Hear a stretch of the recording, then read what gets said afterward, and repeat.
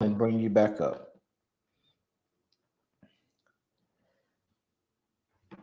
Okay.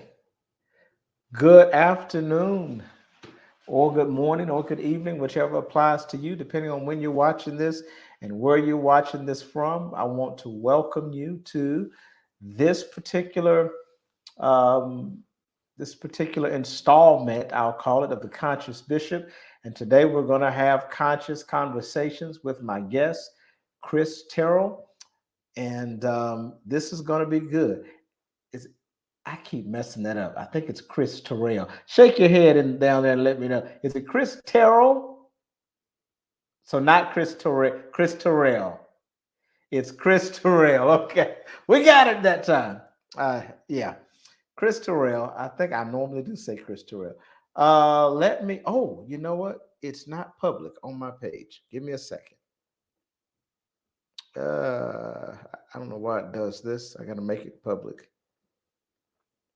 Change audience. Now it's public. Okay. Beautiful. All right. I'm going to take a moment to share this to my group. Unlocking the God in You. I'm going to share this to my page. We'll share this to Unconditional Love Center for Spiritual Enlightenment. And thank you, everybody that's here. Make sure you comment, say hello, be nice, say something. Welcome. And I'm going to bring up my guest, Chris Terrell, and we are going to jump right in. Hey, buddy, how's it going? Hey, how you doing, Jamel? I am doing well. You know what? Let me go in and make sure you're tagged in this. Let me see if I can do it while I'm live. I don't know. Let's try it. I think I can. There we go. There we go. Now you're tagged in it now, and we're gonna get started. I believe we're gonna have a great conversation tonight. You're no stranger here. This is not the first time you've been with us. Let's start with this, if you would. Just tell us a little bit about you. Tell us something interesting about you, and I don't know. Just tell us something about you. Introduce yourself. Say hello, and tell us something about you. Interesting. Okay. Good evening, good afternoon, good morning, at whatever time you're watching this. Chris Terrell.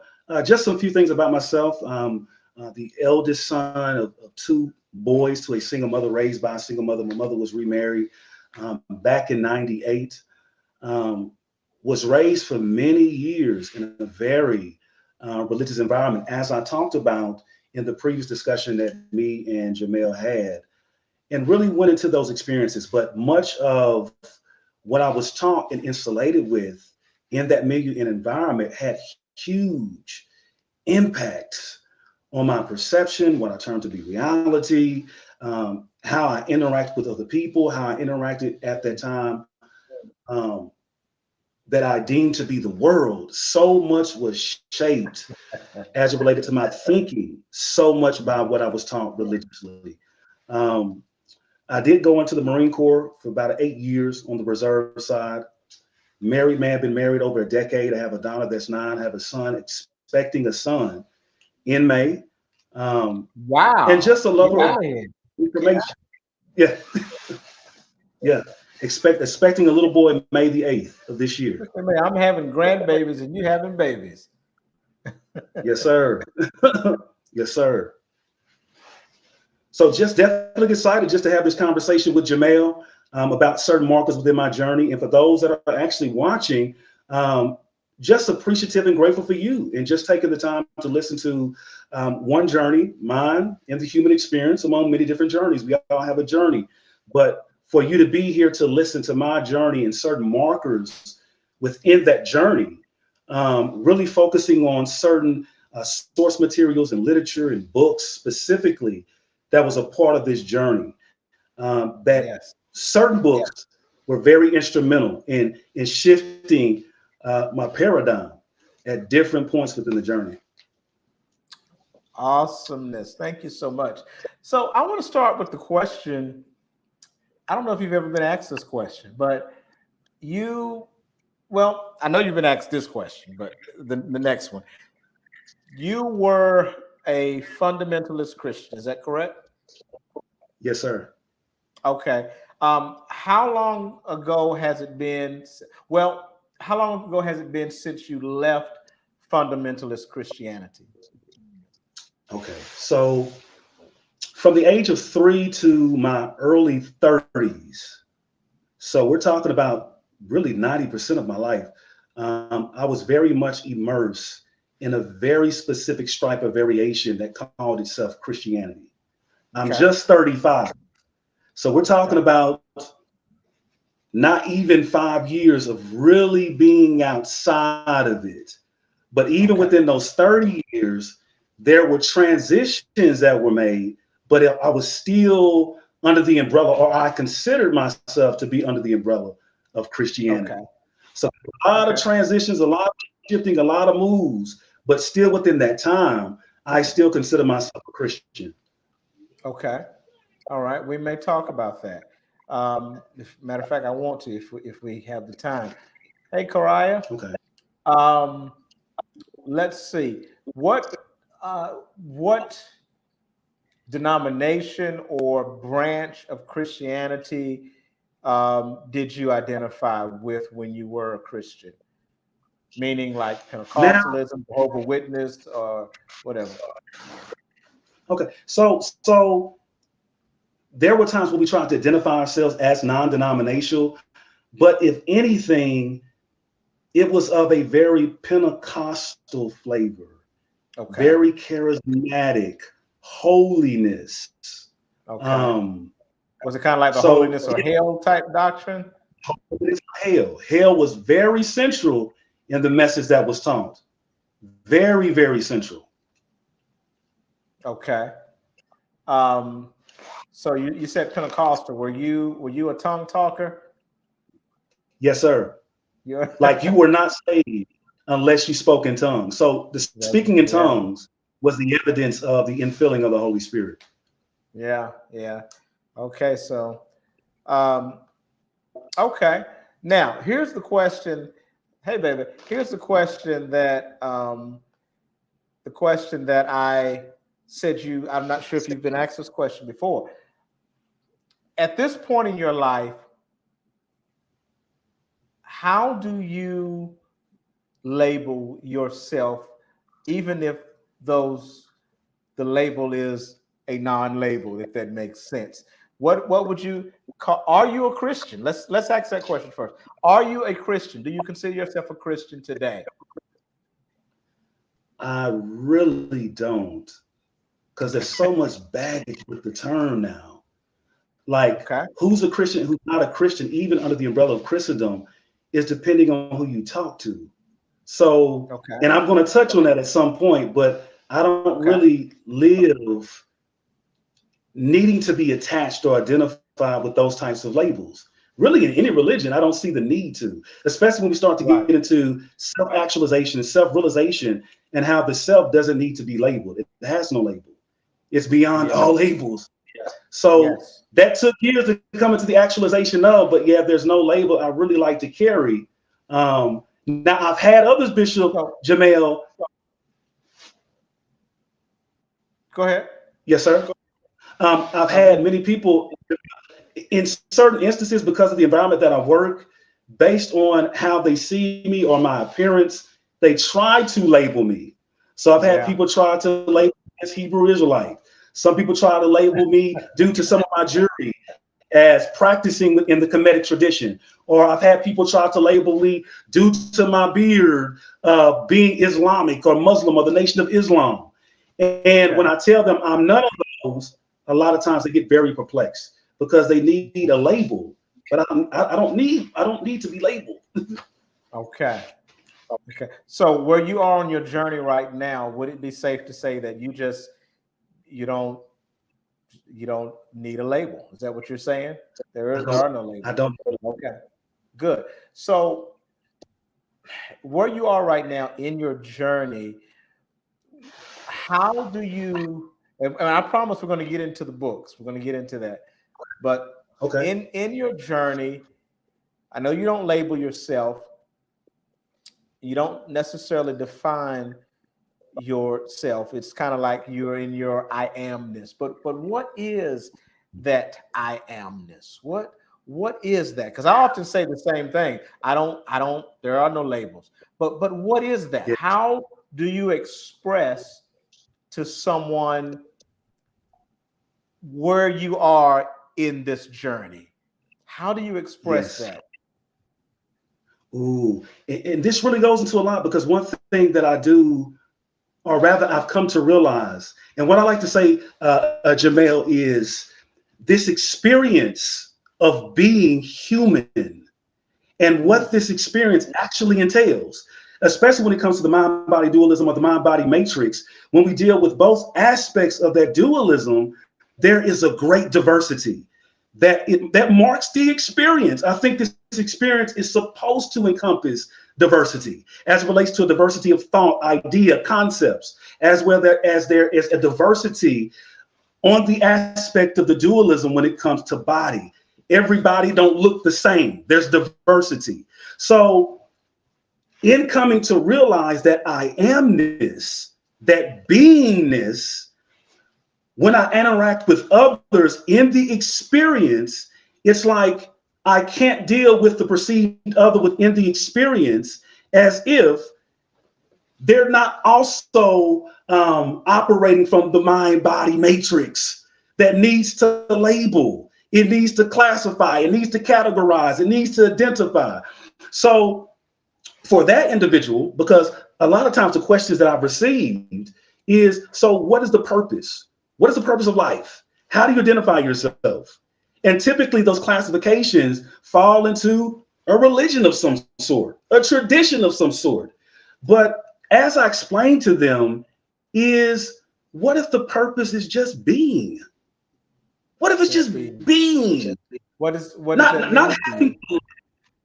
sir. I said, what does that mean for you? Just being. What does that mean for you? Just being, actually just enjoying the experience for what it is, Ah, whatever that entails. Like, because for me, and we'll get to this point, we'll get to this at a certain point, especially when we start to get into the self. And I try not to get too caught up in terms, because when I think when it comes to the self, when it comes to the essence, the core of who I am, it's beyond these labels. And that's very hard for a mind that has been molded and conditioned to label. So a self that carries no label is hard to really be processed by a mind that needs to label everything. So mm, the beingness, just mm-hmm, being, is mm-hmm. allowing that which is having the experience to just have the experience, whatever that experience is. So Mm. So just and being, that's just very difficult. allowing. Yes, sir. Go ahead. But that was it, Jamel. That was it. Okay. So just allowing that experience to be whatever it is. Hmm. Just being present, being in the moment. That's what I often say. Just being in the moment, being present, getting all there is to get out of this moment and this experience. Not concerned about an afterlife or what's next. Just being concentrating on what I can prove exists. I'm going to do air quotes. What I can prove exists. Okay. Because is this reality? How do we prove that this is our reality? We don't know. But as far as our brain can process, enjoying what I know right now, and all I know right now is right now. So I'm enjoying and getting the most out of this right now. That's and Wow. that's and see, and I don't I think a lot of people don't realize the magic of that. The spirit, if you want to use those words, the spirituality of that, the goodness of that, just being present and just like you said, Wow. just being. And I add something to Wow. this. and I think I mentioned this to somebody today. I call it being and allowing. So I'm just Wow. being, and guess what? I'm not here to judge you and your belief system. I'm allowing you to be. Yeah. And I'm just Mm. being. But this is Wow. this is beautiful. This is beautiful. Um, yeah. So let's jump right into the first book here we want to talk about. Because in your experience, in your journey from Christianity into this exciting journey of being, as you call it. Okay, Mhm. in there was some tools along the way that helped you in your journey, or at least made quite the impact on your journey. Is that correct? Exactly. Yes, sir. Okay. All right. So we want to talk about some of those tools that have been a part of your journey out of Christianity and also a part of your beingness now. Um, Books that just have really made an impact. And I'm going to just kind of let you loose to kind of talk about those books. Um, Okay. I want to start with, let's see here.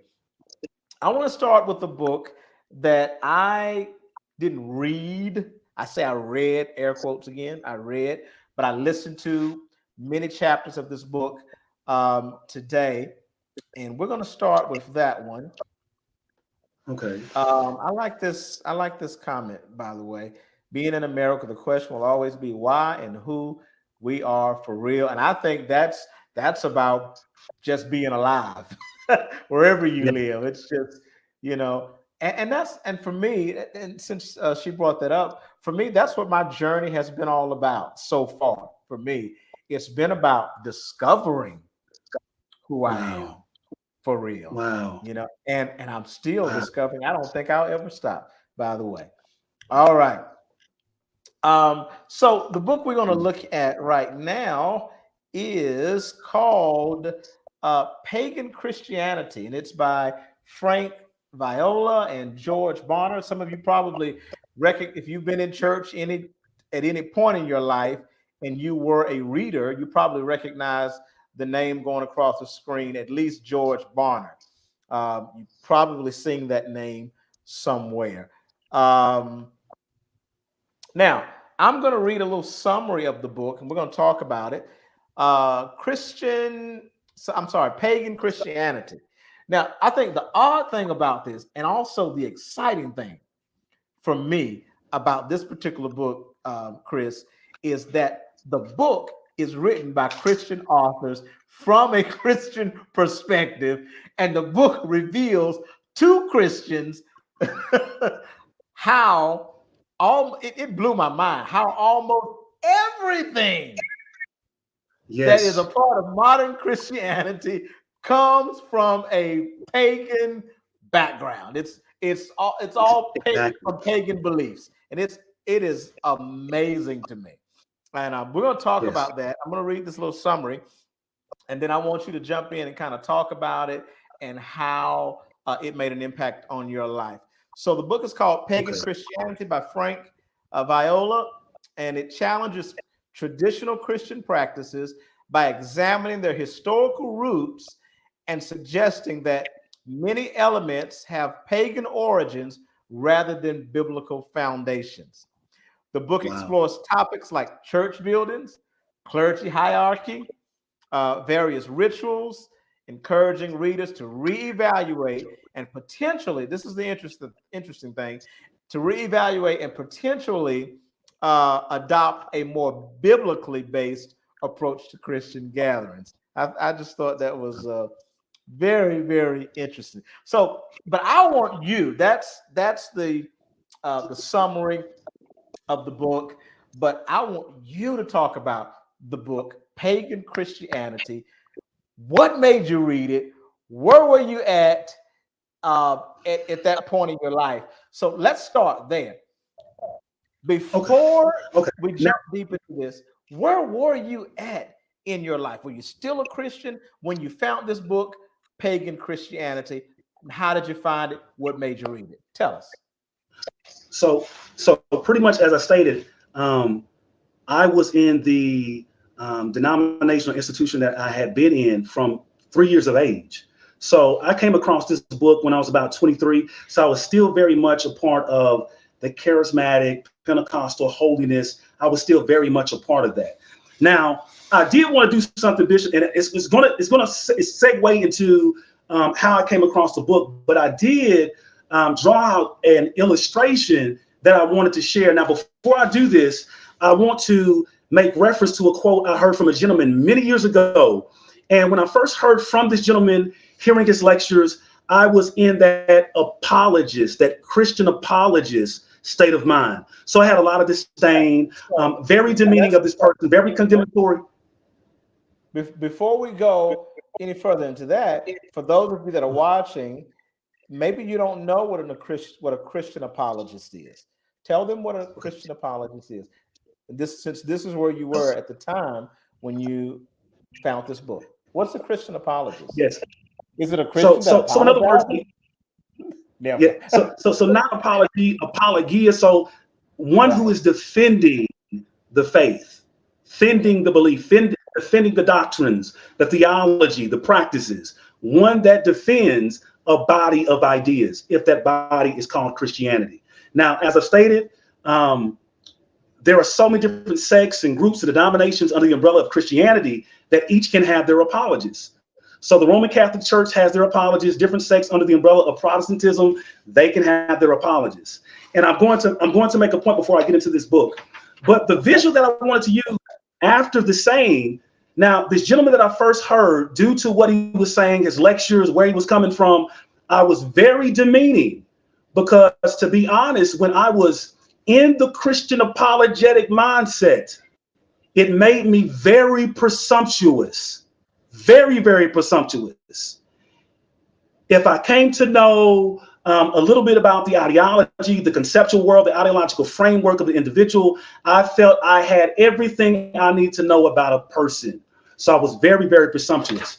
Now, when it comes to this illustration, the saying that I'm going to share with you that I first heard from a Mr. Hagins, Dr. Ray Hagins, many years ago, and the saying is this, and I'll use this for the illustration, the circle, the circumference of awareness. The space within this circle represents our circumference of knowledge, our circumference of awareness. Everything that we think we know about whatever we think we know is within that space. We must keep in mind that there's more to know than that which is within the circumference of our awareness. Now, with this specific illustration, and it's very huge in my own experiences within the journey that I'm sharing with you, family, that all these dots within the circle represents everything that I was taught, the conceptions I believe to be truths. I believe these things to be true. And that which is on the outside of the circumference is, in many cases, the things at certain markers within the journey that was new to me at that marker. So I had a mind, I had things I had been taught, concepts, ideas that I believed to be true.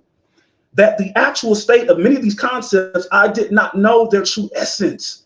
That which was on the outside of the circumference, that initially was perceived as foreign, unfamiliar, and in many ways, there were many things that I dismissed, I reject because it was outside of the circumference of my awareness.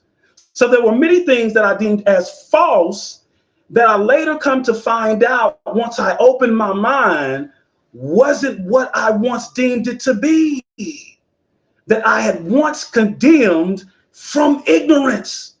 And there was so much outside of my circumference that upon investigating it, giving it a genuine hearing, that I came to find out there was so much within what I explored, I studied, genuinely was telling to many things that I believed to be true, to find out wasn't quite what I believed it to be. So the presence of an open mind through this journey has been enormous in the overall expanding, the growth, the development. Now, I also want to state something before mentioning the book. The years where I was immersed in Christian apologetics. So to show some of my books, or rather one of my books in that vein, to let people know I was there. And this is not just one book. This is a book among 50 other books that I was Mhm. studying for the sole purpose to find confirmation in what I deemed to be true. So for a long time, family, the majority of my library consisted of that which was confirming of what I believed to be true. Mhm. What are you going to say something, Bishop? Oh, no, no, I think you kind of already, you just said it. You just said it. What I was going to bring up, but I think you just answered my question. So at the time when this first book that we're going to talk about, Pagan Christianity by Frank Viola, at the time when you discovered this book and began to read this book, you were not trying to disprove Christianity, but you were still a defender of the faith, an apologist, and you were reading this book to help you um, as an apologist to further defend your faith. Is that correct? Exactly. Yes, sir. Okay, okay, Yes, sir. very interesting. So what happened? So, like I was about to say, Bishop, so I was still very much under the influence of how I had been taught from the age of 3 into my teens before this particular text was in my visual and the mindset that I had. But I was already very much into apologetics, but was never made aware of what these authors were saying within this particular text. So the reason why I was very much within apologetics is because I needed intellectual reasons for the why I was believing in what I deemed to be the truth within Christianity. I was looking for intellectual reasons. Now, some believers would say, okay, it's not about the intellect, it's not about reason, but it's rather about faith. And that's one of those exchanges where we do see a conflict even among believers about what it's about. Is it about giving reasons for why you believe what you believe, or is it about faith and not necessarily about reason? So one of those texts was the popular encyclopedia of apologetics, surveying the truth for the surveying the evidence for the truth of Christianity. So Okay. at that time, I'm reading texts that are talking about other ideas, other traditions, other practices, other views, other thought forms from the perspective of a Christian apologist. So much of what I was reading, family, was that which I saw as confirming to what I believed. But what I later discovered, family, and I'm going to get into this book and how I came across this book, but it's just so much context that's needed to get there. What I did not realize is that there was so many years where I thought that apologetics was something that was exclusive to Christianity, not realizing that every other faith tradition, many traditions, have their defenders, Mhm. defenders of Islam, defenders of Judaism, defenders of so many other faiths. Apologetics was not exclusive to Christianity. So now I was going into a bookstore, and we're going to get into the experience where I first came across this book. So going into a bookstore, and this is a Books a Million, Bishop, and it's a large bookstore. Think about a Walmart-sized bookstore, huge. Yes, Now, I remember that. because of what I was at that time, a lot of fear really guided the way that I moved. So I was scared to go into certain sections because I believed I would be deceived. I was Don't go into too. I don't go was into the too, spiritual. brother. Don't go into the Eastern philosophy. Don't go into No, anything that's outside the Christian section or the section of the no. Bibles. You're Don't go in opening those up sections. doors to devils. That's what I thought. The devils, deception, being Yeah. tricked, being lured into darkness, and all of that. So I was Not walking through one realizing I aisle, was and as I in was darkness walking the whole time. the whole time, the whole time. And it's like that wasn't realized until I came out a lot of this stuff of the state I was actually in at that time. So as I'm walking down one aisle, I'm walking down the aisle and I look to my left and I see this little red book.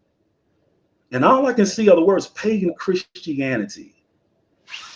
And when I think about it now, Bishop, I'm thinking about, okay, my mindset then, everything that I had been taught, what I deemed Christianity to be, two words that I would not associate together. I'm now seeing a book with those two words, pagan Christianity. So I'm like, okay. So I'm a little hesitant. I'm a little uncertain about how I'm to interact with this book. So I pick it up. You think you may have been in the wrong section, but you accidentally went into the Yes, sir. spirituality section? Yeah. So, and I can't recall the section, but I said to myself, when I come back, if the book is here, I'll get it. I'll get the book. So I came back. I went to where I first saw the book. It wasn't there. Now I'm already kind of hesitant, Bishop, to even ask the associates asking for a book called Pagan Christianity because of the thinking of the majority within the zeitgeist that we're in. I'm scared to ask for the book, but I asked for the book. And where the associate takes me is where the book belongs. That wasn't where I first saw it. So when I first saw this book, it wasn't even where it was supposed to be. That I found out when I came back to get the book. And I actually purchased the book, Bishop. And when I think about it now, I sometimes wonder, how did I go through purchasing this book, reading the book with the mentality that I had? And what I see is it took a lot of courage. It took a lot of willingness to entertain a thought that was outside of the thought I had been living with since the age of 3 until my teenage years, until my early 20s. So as you stated within the reading, it's like there's so much that both of these gentlemen do. And mind you, as you stated, they both identify themselves as Christians. Now, based on the content and slowly reading the content, I'm constantly wrestling with, these guys can't be Christians. They're not saying what I'm saying. And we oftentimes can hear this depending on doctrine, depending on theology, depending on perspective. One can call another what they do not call themselves. So they could call themselves Christians, but I'm not calling them Christians. They could call themselves Christians and not call me a Christian. And that is so interesting to me. I'm reading this, but why are they saying things that I've never been told? But as I'm reading it, Jamel, I can't disagree with what I'm reading. The belief is there, but in seeking to be honest, I can't disagree with what I'm reading. So it was a huge instrument in shifting the paradigm at that point within my journey. Like what you're calling church, what you're calling the house of God, what you're calling Christianity as it relates to what you've been taught as ritual and practice. This has no rooting in what was taught to me as the word of God, the Bible, but it's rooted within something else. So it was a lot that was experienced at that time. So guys, the name of this book is scrolling across your screen at the bottom. So while he's talking about this book, if you want to check it out, it's right there. There's the title, Pagan Christianity. The authors are Frank Viola and George Barna. I'm going to leave that on the screen the entire time we talk about it so that you can remember and check this book out. Whether you're a Christian, non-Christian, you know, me looking at the book today as a non-Christian just blew my mind. I learned things I did not know, you know, when I was a Christian. But so let's delve into that. Some things that you did not know, as you stated, and they were mind-blowing to you. Let's unfold this for all people. But I'll tell you what I'm hoping for tonight. I'm hoping people like you and I that are no longer identifying as Christians, but I'm hoping that there's some people on here that are Christians or that will watch this replay that will learn some pretty interesting information that might have the same dramatic effect on them as it had on you. So wherever you want to start, let's talk about some of the things that impacted you in that book that changed that caused that paradigm to begin to shift for you? To shift. And there's so much within the literature. There's so much history. There's so much information that's actually laid out within the book. And what I will encourage, especially for those that may be within that space, you have questions, you have inquiries. There's things that do not add up. I can only suggest for those, even in hearing the words of the title of the book, if you are within that space, to go beyond the appearance, the sound, and to investigate. So one saying that I always say, and this was something that was stated by Thomas Paine, that condemnation without investigation is the height of ignorance. Family, all I can do is suggest, is it wise to condemn that which one knows they know nothing about? Even if we're talking about literature, if you're in this space at this moment and you're having these questions about what you have been taught to call church, Christianity, the format, the layout, the setup, I just encourage you, challenge yourself. Just challenge yourself. So one of the things, and this is huge. Now, mind you, family, I'm dealing with a very specific state of mind. This was over like 12 years ago. Much has changed in regards to involvement and growth and expansion over the last 12 years. So for me, in hearing something over and over again as it related to what was taught to me as the house of God, it was the building, it was the location, it was the place, it was the thing that was walked into. This was the house of God. When you go to church, you're going to meet God, you're going to worship God, give your reverence to God, give your thanks to God, your tithing to God. There was so much about the building that was associated as the church. That was the thinking for so many different years. Now, as I'm starting to read within this text, where you do have this emphasis on what is narrated, I believe in Acts chapter 17, where Paul is speaking to these men of Athens and saying how that God does not dwell in temples made with man's hands. Mm-hmm. So I'm like, what? So what becomes of this building that I've been taught all these years is God's house, if this man that is venerated within Christianity is saying that God don't dwell in no temple made with man's hands? So what am I to do with that? There's dissonance there, because so much of my upbringing revolved around a location being the inhabitation of God. Mm-hmm. The leadership is saying this. Fellow members is saying this. There is a collective belief as it just relates to this, that now something is being brought to my attention in the form of this literature while they're going to the Bible, showing that this God don't dwell in temples made with man's hands. So that was a huge shift, because it seemed like all the money, all the expenses, all the attention was given to the upkeep of the building that was called the house of God, and not that much given to the people who were actually the temple. So there was a shifting from what was being taught at the temple to realizing, based on going to text in the Bible, what was actually the temple. And it was not a building. That's so right. There was a lot of emphasis on that, a lot of emphasis. And it really does something, because through this journey as well, what you're going to hear is me go from something that is so external, exoteric, outside here, focus on the outside, whether that's waiting for a man to come rescue you from the sky, whether you're concerned about doing something and you're going to be left behind. Just so much was external, to slowly in this process and journey going within.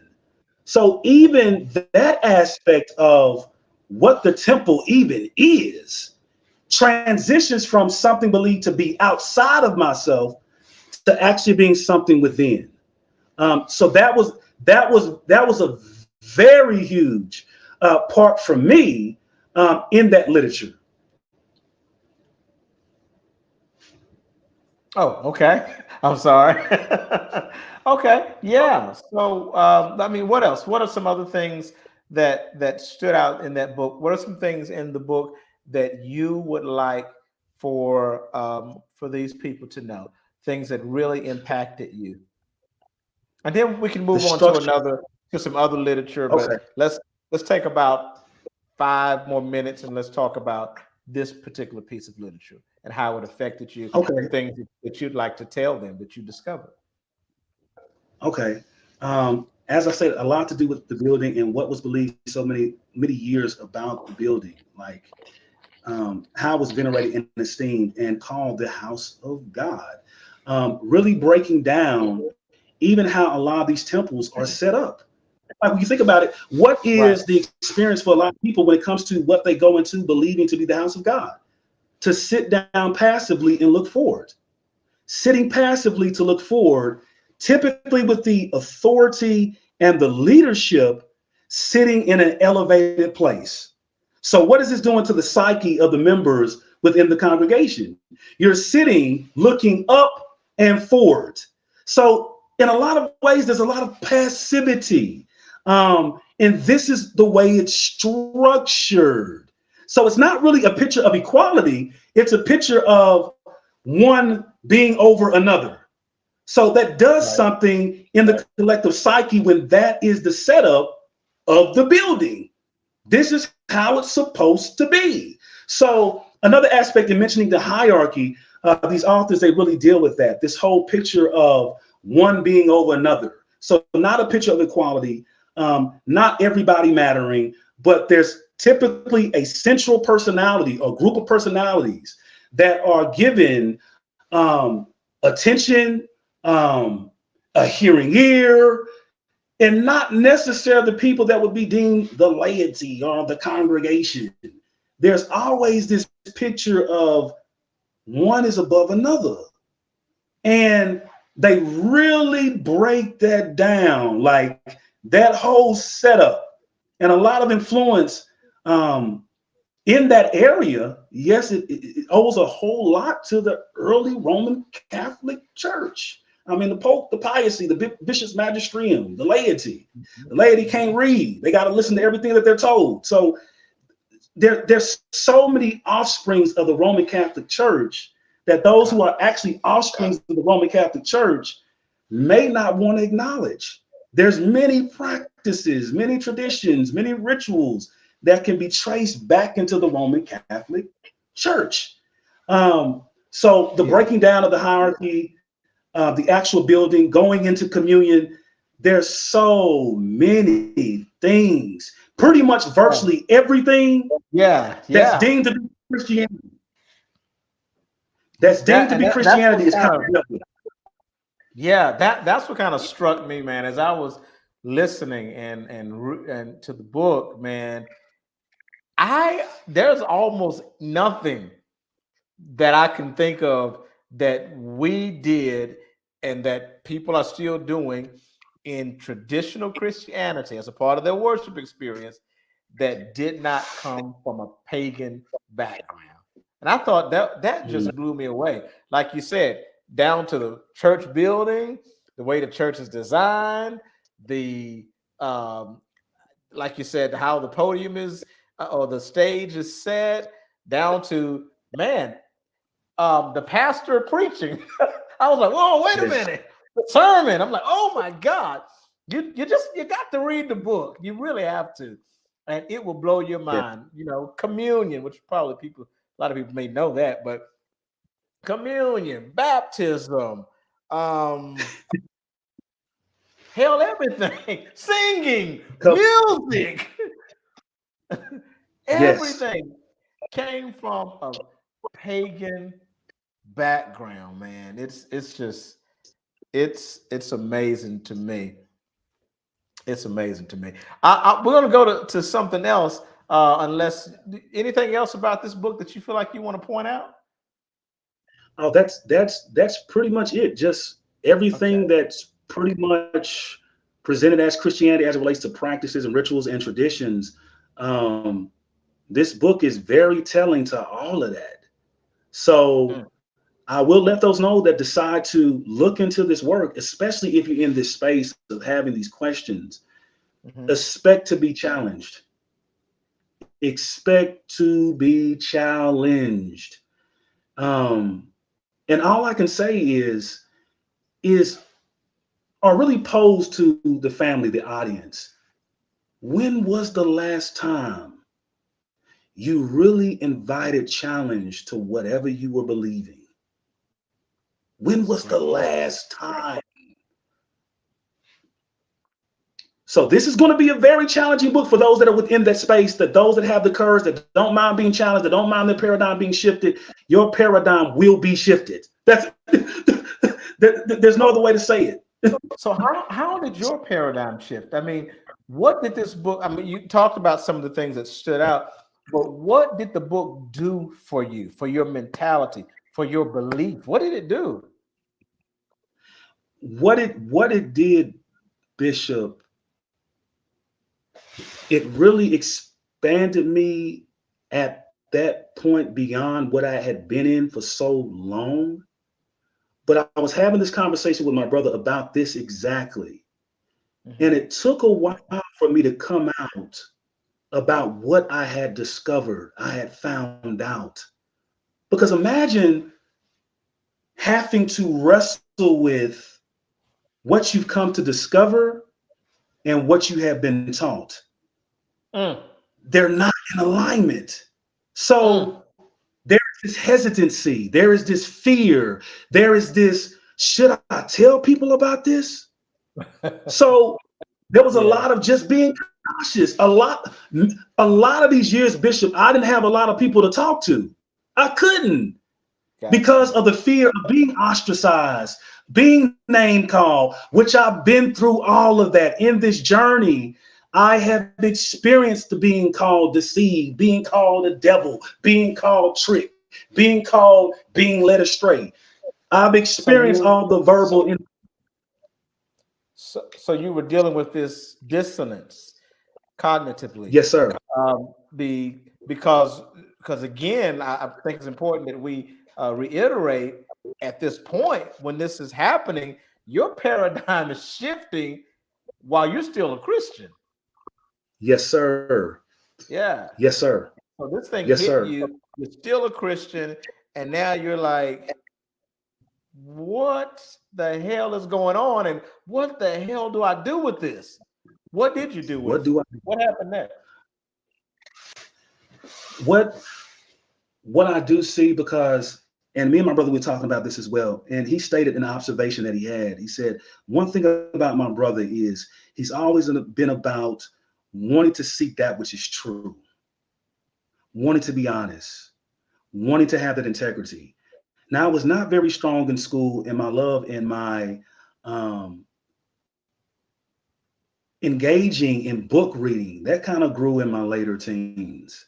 Okay. But one thing I can say, even when I was in the organization that I was in, I still was kind of considered one of the more studious ones, the ones that really studied. Now, even though I was studying within limitations and restrictions, I was still studious even within those restrictions. So coming across this and kind of having that drive to want to know that which is true. And that's the thing, Bishop, because I can remember a time of just saying within, I want to know that which is true.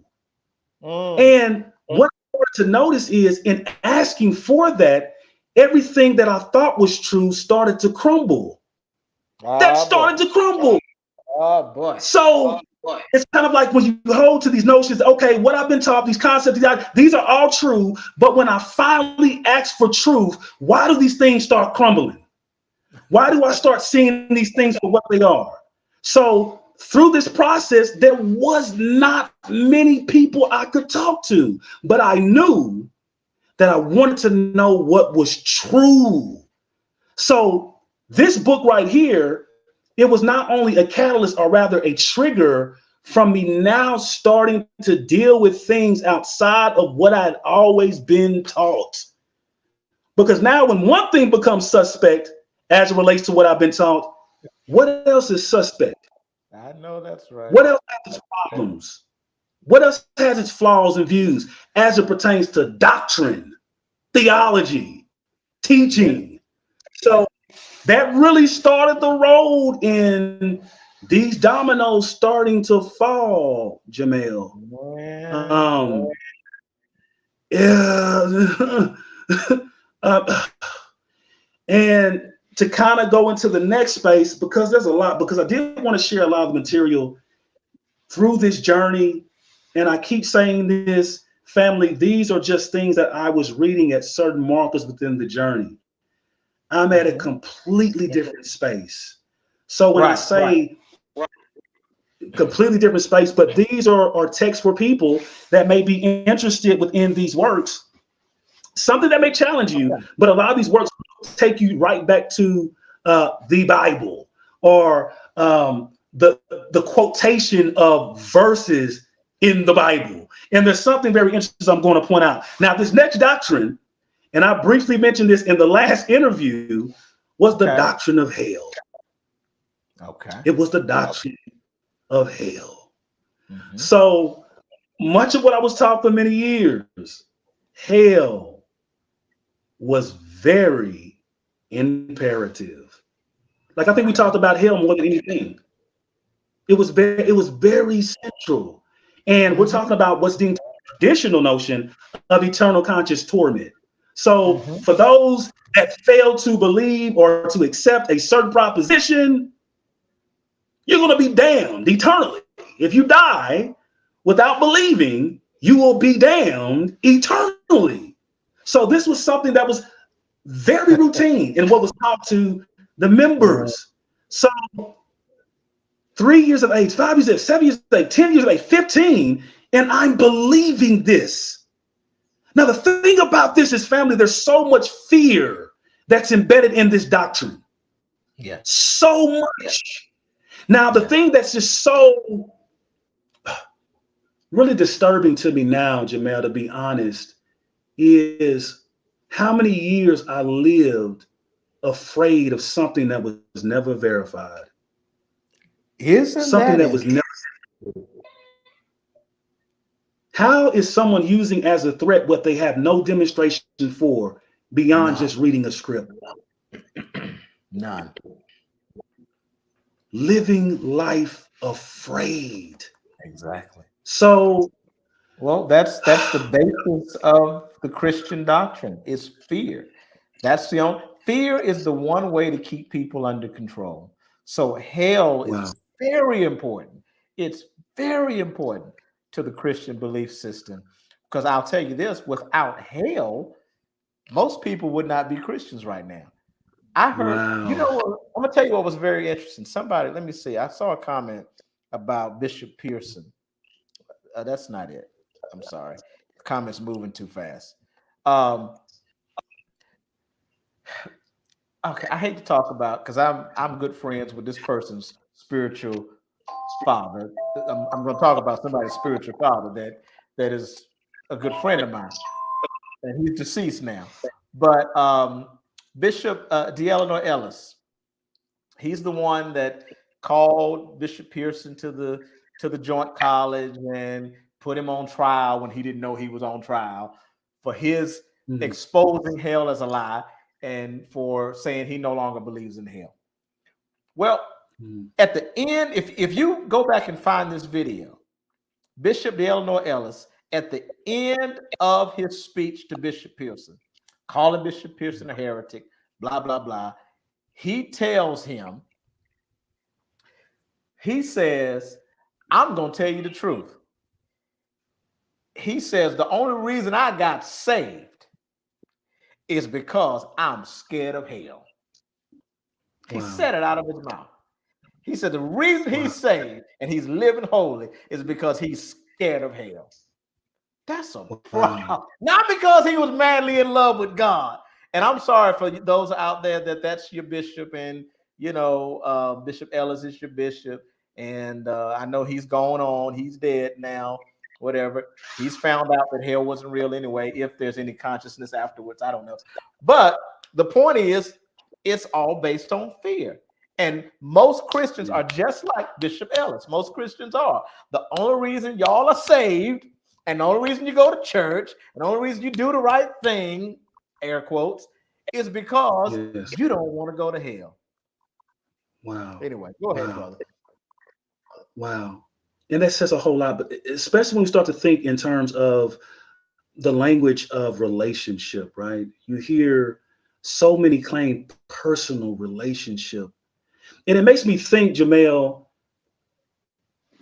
how would this fly in any other relationship that's a part of this human experience if it consisted of an ultimatum that many believe their God has given them in their relationship with Him?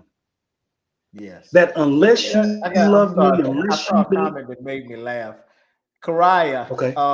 comments are coming so fast, I can't get them all up there. I'm sorry. She said, don't ignore mine. I got two up there. Okay, I don't even know where your two are. They're coming, so I'm only putting occasionally. All of them are not going up there. So I just want to make that clear to everybody out there.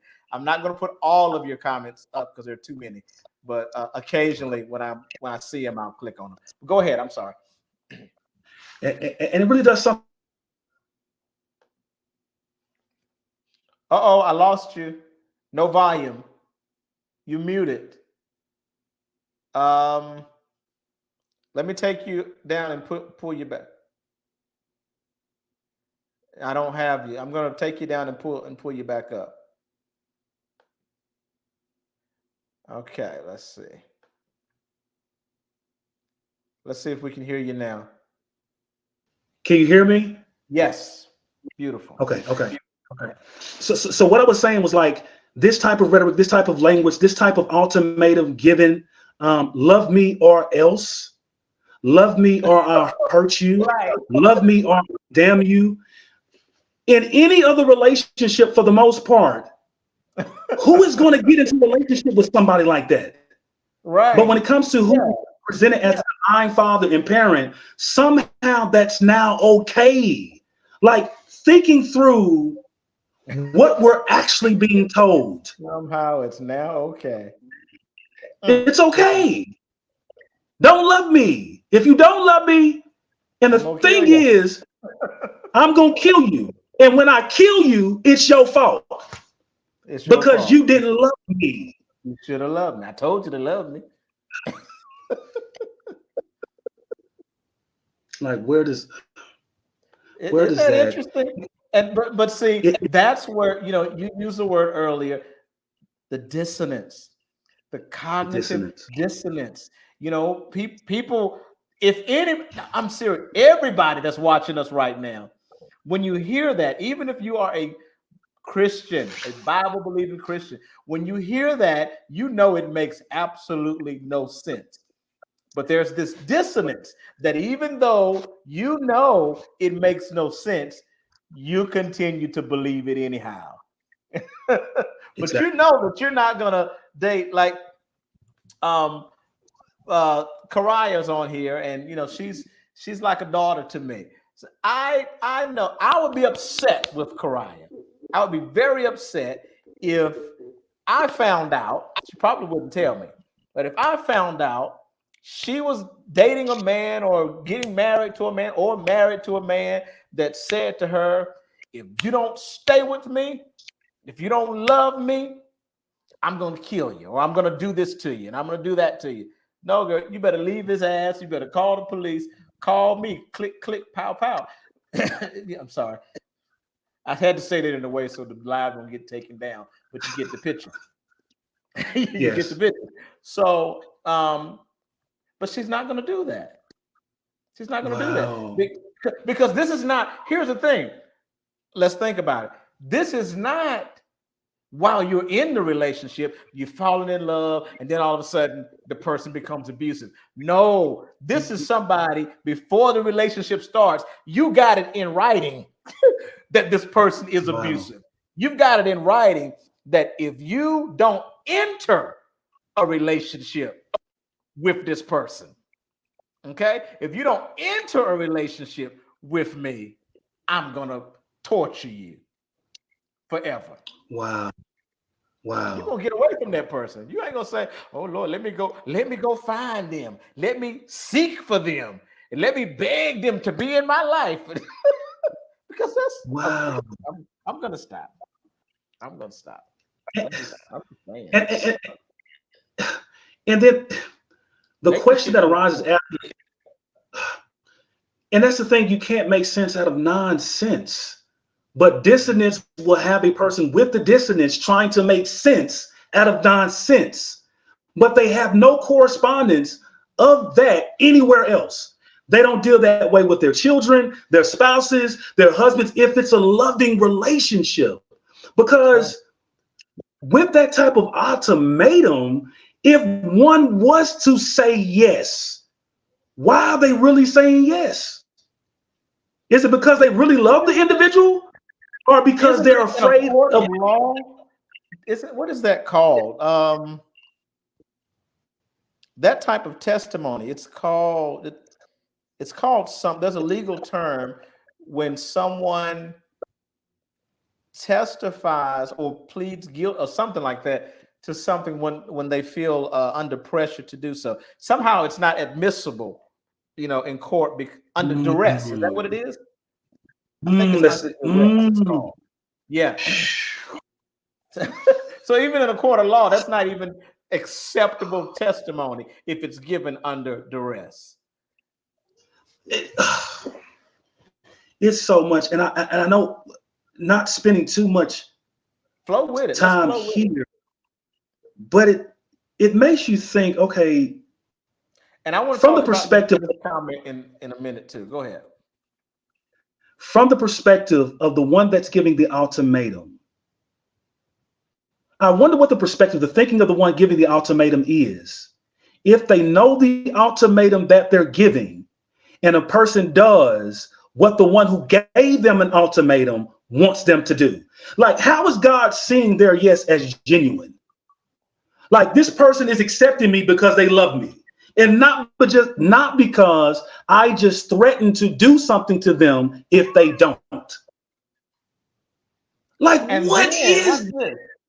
Go ahead. No, go. Please go ahead. That was it, Jamel. That was it.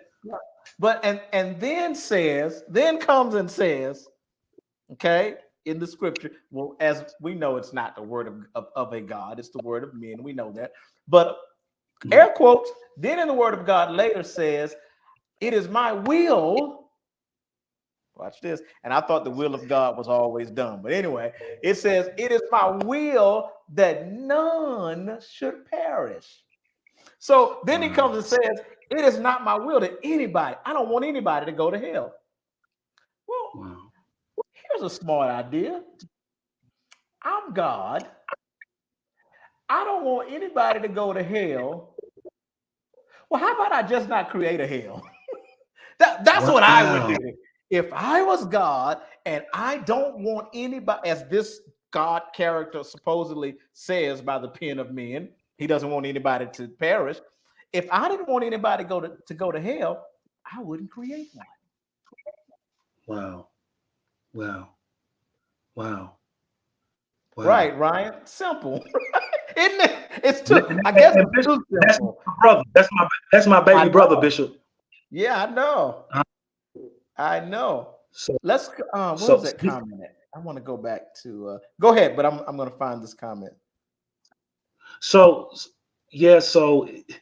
it's just so much that becomes problematic, that questions that one starts to have as it relates to the narrative that they're specifically being told. Now, much of what I've been stating so far is really from the angle of the very literalistic perspective, and so much of what I'm about to cover, from Pagan Christianity to Science of Mind by Ernest Holmes, is just within that sphere, to where much of what I was reading and studying revolved around the Bible or some subject matter about the Bible. So this next big thing was the doctrine of hell. So working one day, and I'm in a Popeyes parking lot, working for an EMS service at that time. I'm on an iPad, I'm surfing the web. And in both of these instances with pagan Christianity and what I'm about to say about what really triggered a deeper search into this doctrine of hell, I was not looking for. It just hit me in the face, just wham. Like, so the site was this. Now, imagine one's been taught you constantly believe hell is a place of eternal damnations. This whole Mary Kay Baxter imagery, demons and devils are. And you too. And stuff. So, you too. Mary Kay Baxter, yes, sir. Divine revelation of hell. Yes, sir. Oh, I look, passed out a few of I those was books. scared to go to sleep. I thought Jesus was gonna take me to hell. I really was. Ooh, wow. But go ahead. Wow. Amazing that she's having a tour guide by someone who could not save certain people. So, in other words, he's giving her a tour, and a lot of this reflects a lot of the visions of the afterlife, even a lot of Dante's stuff. Just her touring Yeah. through the realms of hell. Jesus is crying over who he could not save. But I thought my will is that none should perish. So why are they perishing? Amen. They're in this place. I'm guiding them through a place I created. So there's some issues there. So getting back to the experience, I'm in the parking lot, I'm going through the web, and I see this site. All it says, Jamel, is the Christian hell is a hoax. You saw that where? I was on my tablet on the internet, and I Mhm. randomly saw, I'm not even looking for this. I still don't know how did this pop up. The Christian hell is a hoax. Wow. And I'm like, what? Man, you attracted it, brother. Remember what you asked for? You said, I want truth. I want the truth. Boom. Universe said, boom, there it is. Asking you shall receive. And just like pagan Christianity, Jamel, as I started to go through this essay and as I started to go through this article, and L. Ray Smith transitioned many years ago, I could not disagree, despite what I was believing, Wow. with what he was bringing to my attention through the essay. So it's like one can't say they're really about the truth, but they only think that truth has to confirm what they already deem as true. Are you able to embrace that despite it challenging you, despite it's creating dissonance in you, despite it making you uncomfortable? Are you able to seriously give it a hearing? Not condemn because Christian hell is a hoax. So that was a catalyst to a lot of different literature, which I would now show now. Now, through each of these stages, What was the yes, name of sir. this article? In case someone wants to look this essay up. All they have to do is type in the Christian hell is a hoax. The author is L. Ray Smith. L. Ray The Smith. Christian hell is a hoax. L. Ray Smith. Somebody type that and I'll put it on the screen. Anybody. Now, I don't want to leave the doctrine of hell just yet. Okay. Because I want to go back to a comment. You talked about how you found this article saying the Christian hell is a hoax. Here's what I'll say. I believe most Christians know it's a hoax, or at least they don't believe in hell. Most Christians, especially the pastors. Wow. Okay. Wow. And this is a good reason why. She says, and I'm going to kind of just read her comment. If people were really in tune with God, now she says it a little differently, but she said if people were really in tune with God, why do we have pastors and Christian men cheating on their wives and stealing? They ain't scared of God or hell. You're absolutely right. And it shows to me, this is just me, they really don't believe in God, at least the Bible version of God, or hell themselves. I don't think they do. Because if they really believed in hell the way they preach it, oh boy, they would be living much differently. Okay. So we'll let that go. Somebody put the book up. Yeah, thank you. I mean, not L. Ray book, Smith. the essay. Actual Is that article. right? And it's a lot of yes, sir. If that site is still up, this was years ago.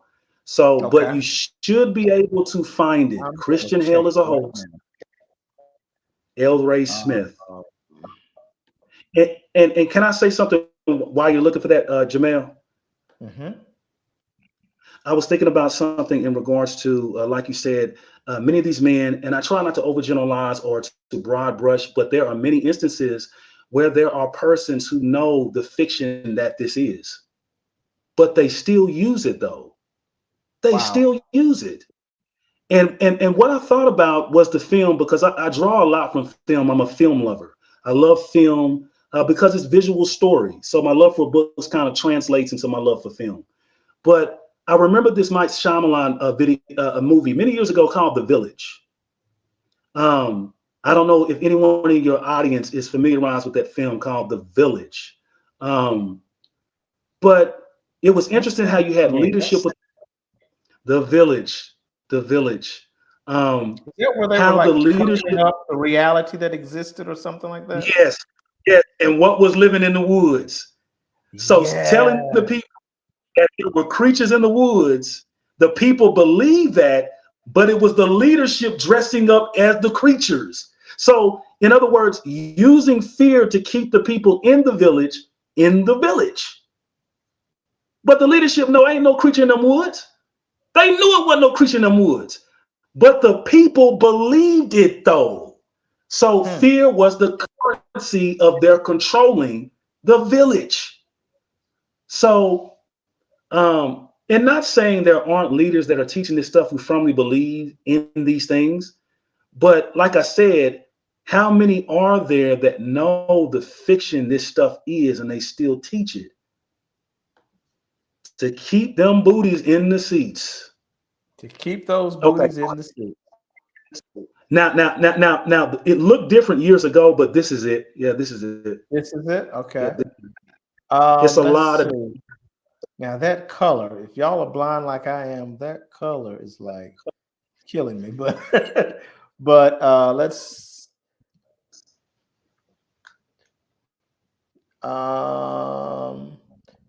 says L. Ray Smith debunks the Christian doctrine of an eternal hell while giving a scriptural critique. Scriptural. Wow, and commentary on the New York Times best-selling book 23 Minutes in Hell by Bill Wise. Well, there it is, guys. And it's Check a it lot of out. articles. It's a lot of articles. It's a lot of articles. Check And it it's out. another one of those paradigm shifters. It's another one of those paradigm shifters. Mm. At that space. But it was so Interesting. hard. A lot of dissonance as I was going through. A lot of dissonance. And that's something I really want to let people know in the audience. You're not Okay. listening to someone on this journey who did not go through the discomfort, did not go through the mental turmoil, did not go through the asking why. I went through all of that. I know what that feels like. You know what I'm saying? And even in the process, trying to hold on to and maintain what I had held dear for so long. So I get the pain. I get the discomfort. I get the dissonance. I've been there. I know what it feels like. So I really wanted to stress that, Jermaine. I keep stressing it, but it's Yeah. got to be like a person that's studying already with a bias against things that come against that bias. My bias was my belief. Yeah.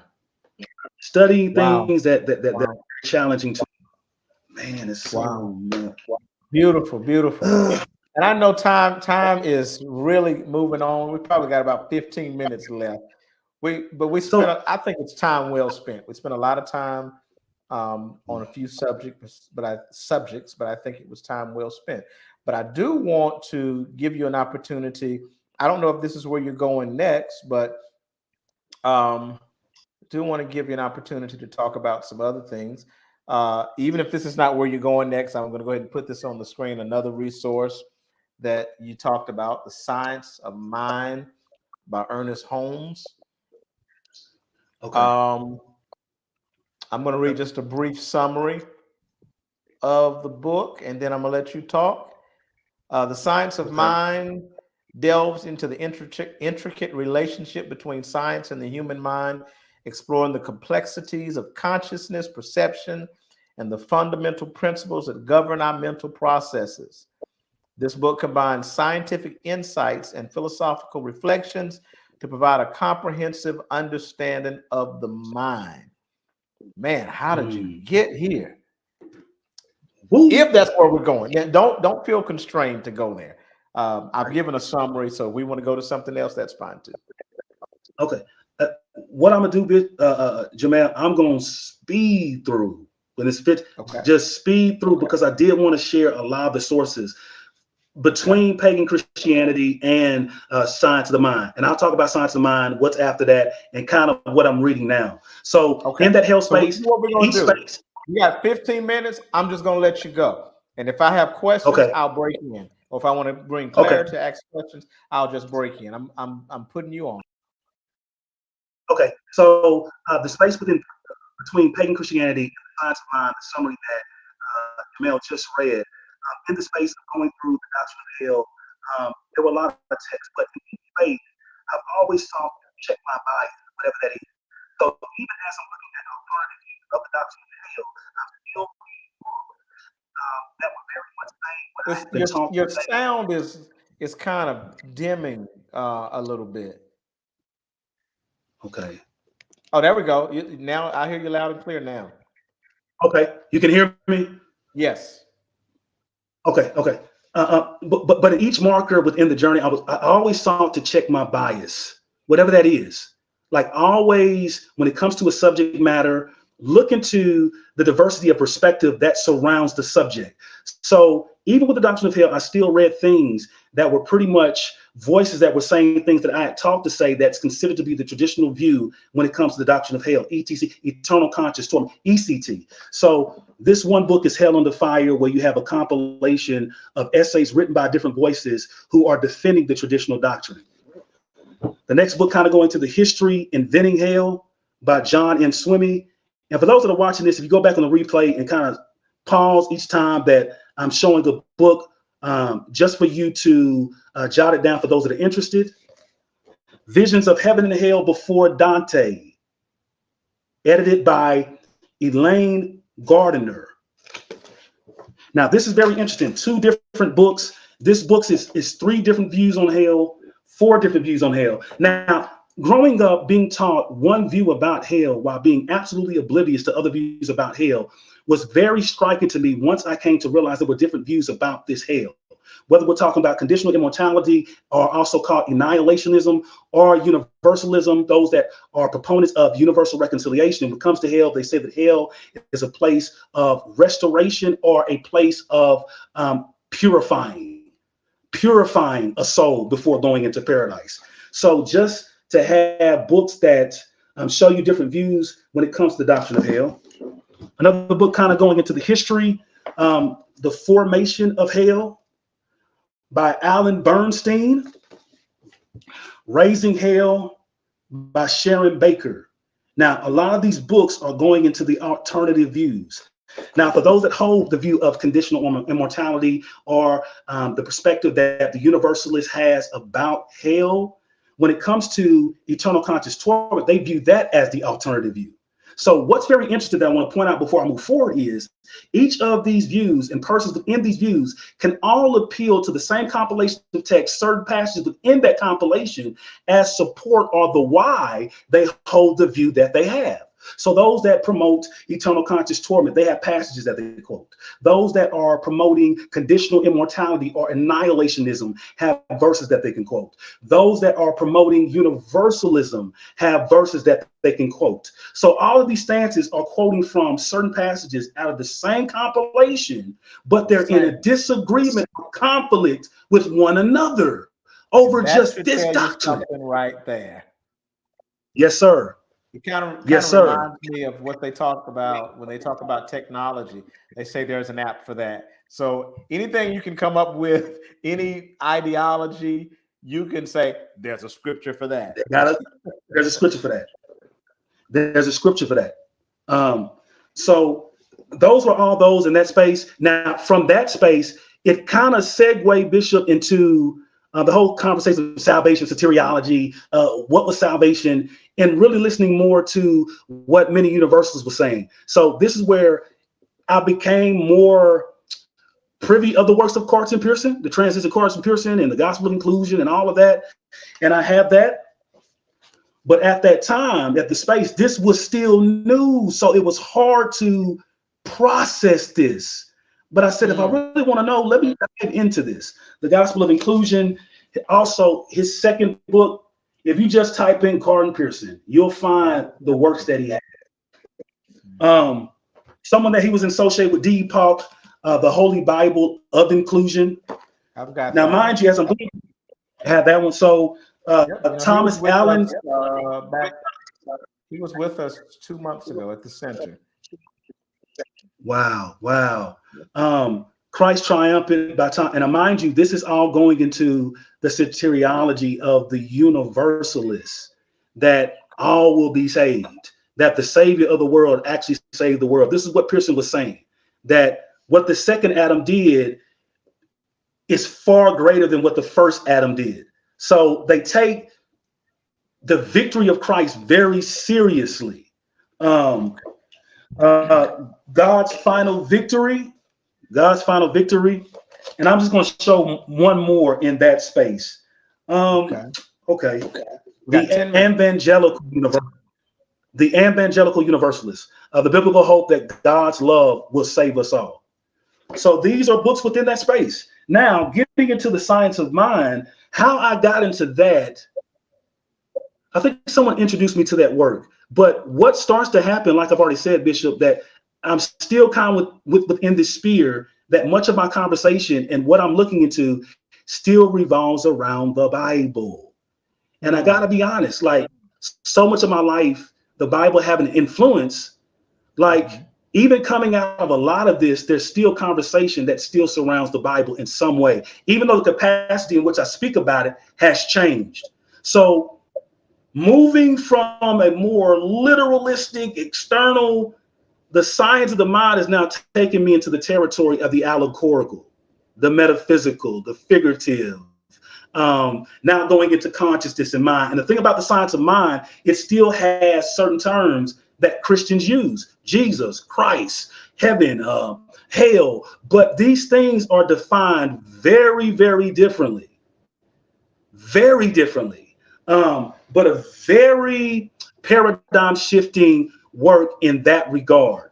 Now, when it comes to works like that, we're talking about Ernest Holmes' Science of the Mind, Charles and Myrtle Fillmore, the Metaphysical Bible Dictionary, the Revealing Word. We're talking about works like Neville Goddard, the Neville Goddard collection, one who states that when it comes to the Bible, what we see are different aspects of consciousness, the evolution of consciousness. So in this journey, what's going on for me, in my perspective, is I'm journeying through this mind-body dualism. Body, because in the holiness persuasion, it was all about body modification. Make sure you're dressed right, make sure you look right, make sure your hair is right. So external. Now I'm going into what is said about different aspects of consciousness and the mind. So these are various works. Jamel already showed it, but that's the Science of the Mind. This is pretty much like a limited edition, a leatherback. A lot of people, when I carry it around, think I'm reading the Bible, but I'm like, no, this is Science of the Mind. So it is the Bible. it's the real Bible. So it is definitely basic instructions before leaving Earth. Yes, before leaving Earth. On Earth, I would say. Wow. So now, family, I'm kind of getting to the latter end. I'm kind of going to wrap this up. But so far, everything that I've read so far have been going into certain subject matters as it relates to the Bible, that sphere, that whole conversation. But the first book that started to take me out of that sphere is the Kabbalion, going into the Hermetic philosophy or the Hermetic principles, the three initiates. And I have a few different translations of the Kabbalion, going into these seven principles of mentalism, that all is mind. And see, the thing that was so interesting, that was much that was stated within the science of the mind, that as I'm looking into the Kabbalion, I'm seeing a lot of connection. I'm seeing a lot of overlap. It's just the science of mind is using a lot of terminology and rhetoric that Christians use. Things have just been defined very differently, more from a metaphysical, allegorical, symbolical angle than a more literalistic one. So these seven principles of mentalism: correspondence, vibration, polarity, rhythm, cause and effect, and gender. And this was the journey outside of just needing to read a Bible. looking into all these doctrines within Christianity, I'm now going outside of that bubble into so much else. Now, through this time, I was very interested in religion, mythology, philosophy. So there's a lot that I was very interested through the course of this. But these are main pointers. So to end this, family, I will stay a little bit of time because I was an apologist for many years. And sometimes the villain number ones, when I was a Christian apologist, were atheists. They were atheists, agnostics, those that did not necessarily believe in a God or gods. Now, much of what I read about atheism then was what other Christian apologists had to say about atheism. And I had nothing written by atheists. So a few books: Atheism Advanced, David Eller; Natural Atheism, David Eller. And then this book that is really trying to deal with, can we ever reach a point to where we go beyond the atheistic, theistic debate? So he's focusing on a conversation that's post-atheistic, theistic, moving beyond the conversation entirely. So that is Everybody is Wrong About God, James Lindsay. Wow. So these last words in the space that I'm in, I gravitate towards an author by the name of Matthew Barnes, really going into the Vedas, the Upanishads, the Bhagavad Gita, more of what our Eastern family is saying, that philosophy, those perspectives. So he has a series, and the author is Matthew Barnes. I just resonate with this writing ability. His series on different Upanishads, the different Upanishads, going into the Bhagavad Gita, his work on the Tao Te Ching. He's got the Emerald Tablets in one room. And then another translation of his translation of Kabbalion, and then the Hermetica. So all these texts are written by the same author. If you look him up on Amazon, you'll find all these works. Matthew Barnes, Barnes. And I just resonate with this author's writing style, his ability to simplify some texts that have been held as sacred by many people. Now, the last group of texts is, I'm in that space of going into the self, the I am, the beingness, and this is the wrapping up. But everything written by the specific author, touching on that. And it's nothing exhaustive. It's just simple sayings that in states of meditation and contemplation, someone that's pointing you to that beingness in the present. And the beautiful thing about that beingness in the present, it's never left the present. It's always been there. So one thing I want to say about this journey, family, that being never went anywhere. Now, in this journey, in this experience, there were many things that were attached to, many thoughts, many ideas, concepts, philosophies, but that being that I am was that the whole time, only to be realized, coming to know thyself. After all this, going through that book, concept, idea, philosophy, to see that that self has always been there, despite the changes in mind, despite the changes of the body, that awareness, that life, that existence, that consciousness, that energy has been the same the whole time. So work that really points to that and highlights that, going into the direct path, all the work by an author by the name of Roy Melvin. And this is my last stack, family. This is called Pointers to Non-Duality in 5 volumes. Pointers to Non-Duality in 5 volumes. All this is the same author, Roy Melvin. I as conscious stream.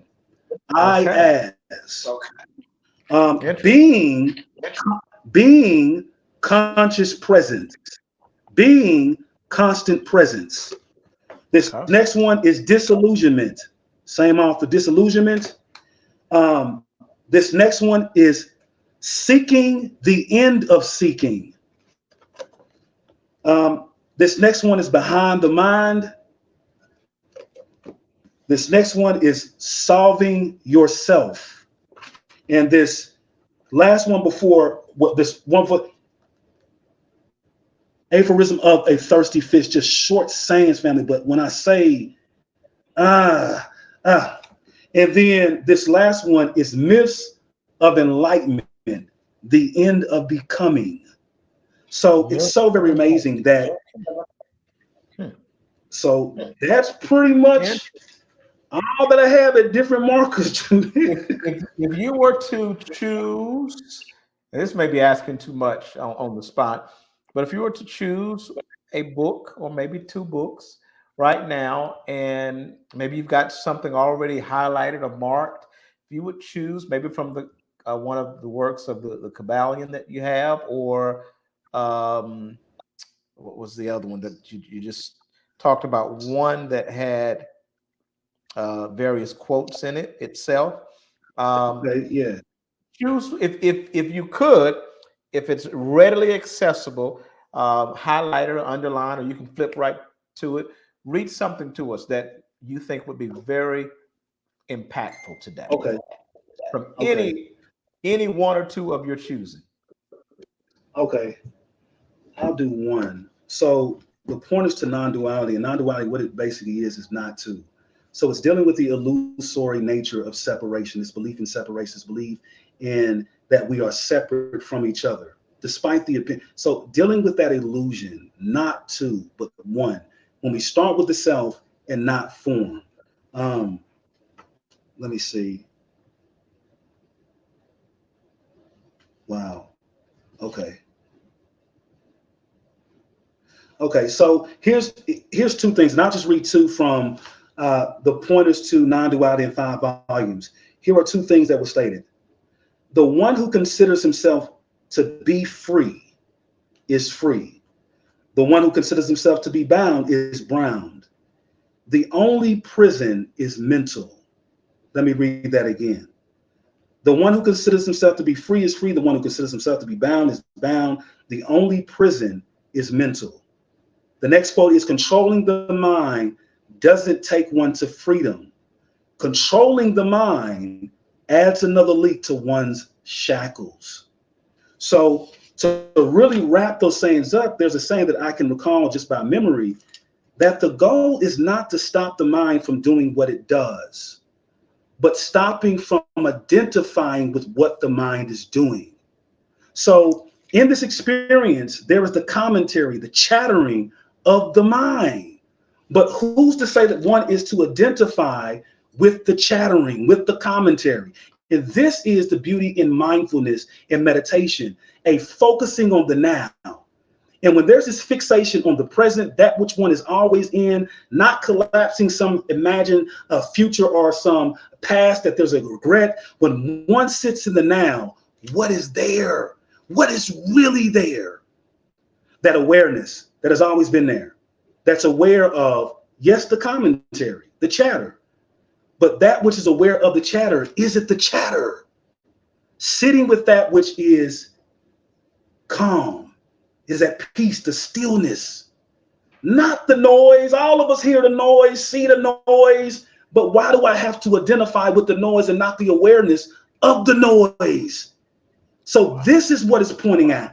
The direct path, going beyond the mind, going beyond the body, and sitting as the awareness that has not changed. It has Yes. been the I that is not changed. I like to call that becoming the observer, or realizing Ooh, that you are the observer. You're not the chatter, you're not the thought, you're the observer of the thought. Yeah. And then you learn to just, when the thoughts come, it's like, I think one time when I was leading a hypnosis or meditation or something, I told them just to imagine it like you're on a highway watching cars go by. That's the thoughts. You don't have to get in the car. Just let the thought go by. Observe it. Oh, nice car.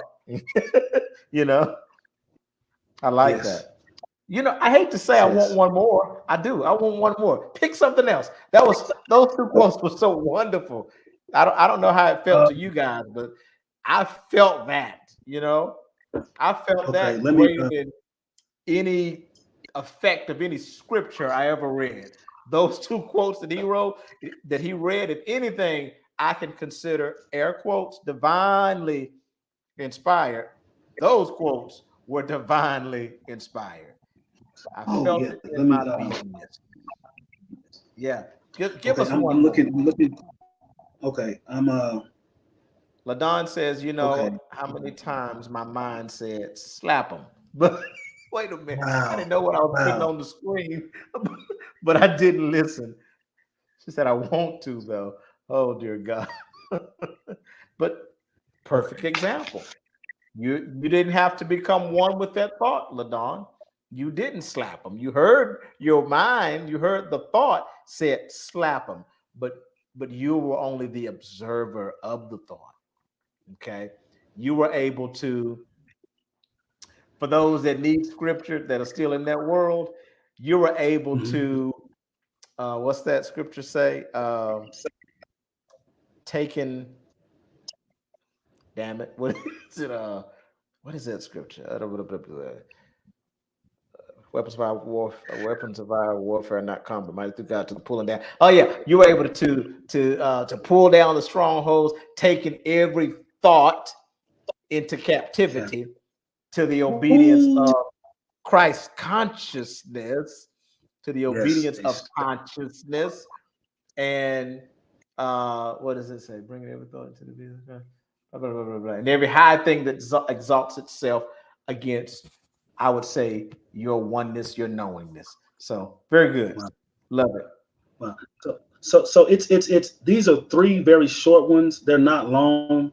Okay, Now this first one says thoughts intrude like unwelcome guests at a party. Ignored and unfed, they depart. So when that chatter is not giving attention, there is not the attachment there. They dissipate, they go away, they come and they go, but ooh, I please. remain. Oh my God, just please read that one more again. Thoughts intrude like unwelcome guests at a party. Ignored and unfed, they depart. Beautiful. They depart. Now, this next one is just two, and this is it. When here becomes everywhere, and now becomes always, then one has succeeded. When here becomes not, when here becomes everywhere, and now becomes always, then one has succeeded. Mm, Resting in that which always is. So mm, the suffering comes from getting lost in the chatter, identifying with that which one is not. So many years I suffered when I lived believing that I was all this other stuff, than the self that was unchanging the whole time. So, and the last one, family, and this is it. Um, we are afloat in the great river. All are carried along. Some swim against the flow. They too are carried along. So it doesn't matter the point that consciousness takes in the experience. It's all mm. consciousness. Good. It doesn't matter what the experience is, it's still the same awareness having an experience. Beautiful. So that's that's Listen, it, Chris, family. thank you so much for being with us tonight. I really appreciate you being a part of this conscious conversation with the conscious bishop, and that is myself, Jamel Broadnax. I really enjoyed having you. If you are watching this on Facebook, be sure to continue, whether you're watching this live or you're watching the replay, continue to engage, comment, share, like, share. Also, if you are watching this on YouTube, please hit the like button, hit the subscribe button, and share the link with someone else. Thank you so much for uh, now I'm speaking also to the audience, those that engaged with us. Thank you so much for being a part of the conversation, for your comments. I apologize. I wasn't able to get everybody's comments on the screen. At one point, they were just coming really quickly. But thank you so much for everything you added. I'm going back. Chris will probably go back. We'll read some of the comments. May not be able to reply to them all, but I promise I'm going to read every last one of them in my spare time. Um, we will. I don't have a set time when I'm here. Whenever I just feel inspired, that's when I come on. And one of these days, I'm going to start a podcast and I'm going to have a set time. But until that day comes, just make sure that you're subscribed or whatever you call it. Well, if it's YouTube, make sure you're subscribed. I guess Facebook, you need to make sure you are, how does that work? Following, hit the follow button or whatever, something, notifications, whatever. I don't know. But just be on the lookout. So thank you for being here. Closing message. What do you want to leave the people with? What is, you could just say one thing, one sentence, paragraph to these people. If there was nothing else you could ever say to them another day of your life, we know you'll be able to. But if there was, what would you want to leave them with tonight? It's a saying that I've oftentimes used. Um, is that the self is the self of all. You only ever see yourself, which should take you into the question of who, what am I? That self, that unchanging center. And this is the beauty family. This is something that anyone can experience now. That which is true of the self now. The truth of that awareness that is having this experience through all of us, the diversity, the multiplicity. This is what the experience entails. But when we take all layers off, what will we see underneath all those layers? That self. That is the self of all. So, namaste to each and every one of you. Love, life, and light. Peace to all. And I'll definitely be talking with you soon. Thank you, guys. Thank you, Chris. And everyone, have a great night. See you next time.